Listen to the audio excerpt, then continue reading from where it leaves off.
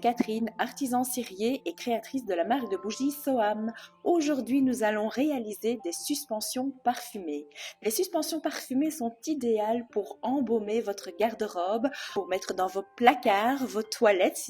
Pour réaliser nos suspensions parfumées, j'ai choisi d'utiliser de la cire de colza pour bougies moulées et pour fondant. Je vous en ai déjà parlé, cette cire a un pouvoir de rétraction très intéressant, ce qui va faciliter le démoulage de nos suspensions. Pour parfumer la cire de colza, j'ai choisi d'utiliser le parfum linge propre. Ce dernier sera idéal pour mettre dans nos garde-robes et dans nos penderies. Nous aurons également besoin de colorant liquide. Alors j'ai choisi le colorant liquide rouge cannelle. Je vous recommande également pour travailler le colorant liquide d'utiliser des pipettes en plastique. Pour donner un peu de peps aux suspensions parfumées, j'ai décidé d'utiliser quelques paillettes. J'ai choisi des paillettes dorées et des paillettes ocre. J'ai également décidé de décorer mes suspensions avec un assortiment de fleurs séchées dans différents coloris. Et enfin, pour terminer, vous aurez besoin d'une cordelette naturelle, pas trop épaisse pour attacher vos suspensions. Je vous conseille aussi de prévoir un petit sac en coton ou en lin pour présenter vos suspensions, une idée cadeau par exemple.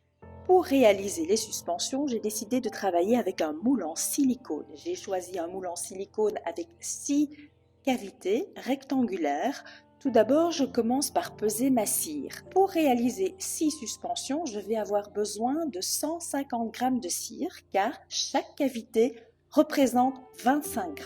Ensuite, je vais mettre fondre mes 150 g de cire de colza jusqu'à ce qu'elle atteigne une température d'environ 75 degrés. Pendant que ma cire fond, je vais chauffer mon moule en silicone car, je vous le rappelle, la cire n'aime pas les chocs thermiques et donc il est préférable de chauffer le moule avant de couler la cire. Maintenant que mon moule est préchauffé, je me munis de ma pipette et je vais prélever quelques gouttes de mon colorant liquide. Je vais déposer une goutte dans chaque cavité, parfois une deuxième, pas de trop parce que sinon vous allez colorer complètement la surface et ici nous cherchons à réaliser un effet. Maintenant que ma cire est fondue et qu'elle est à une température de 75 degrés, je vais pouvoir y intégrer mon parfum linge propre. Je vais le doser à 10% et je vais veiller à mélanger doucement et régulièrement pendant 2 minutes afin que le parfum soit parfaitement intégré. Je prends maintenant ma cire parfumée et je vais délicatement verser un peu de cire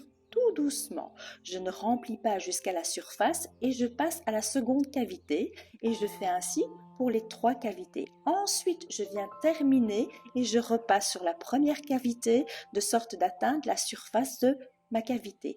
Vous voyez, vous allez se dessiner délicatement un joli effet. Alors, en fonction de la quantité de colorant que vous avez déposé dans votre moule, eh bien, vous avez plus ou moins d'effet marbré. Je finis par remplir le reste de mon moule. Après environ 10 minutes, vous allez commencer à voir votre cire cristalliser. Il y a tellement peu de cire que ça va très vite. Il est déjà temps de décorer les 3 cavités inférieures de votre moule. Alors vous prenez votre préparation de fleurs séchées à proximité du moule et vous allez commencer délicatement avec précaution et minutie déposer une par une vos petites fleurs avec la pince à épiler. Vous créez la composition qui vous inspire pour donner un joli effet.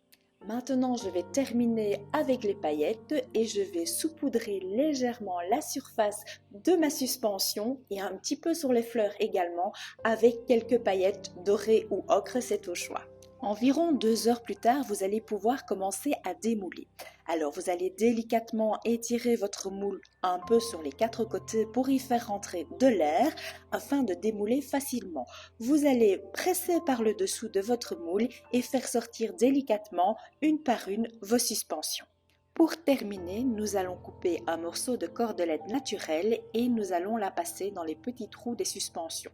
Je vous propose de les associer par 2 pour faire une jolie composition et si vous le souhaitez, les disposer dans un petit sac en coton pour en faire un joli cadeau. Et bien voilà, aujourd'hui nous avons réalisé des suspensions parfumées, fleuries ou marbrées, une jolie idée cadeau pour les fêtes qui arrivent.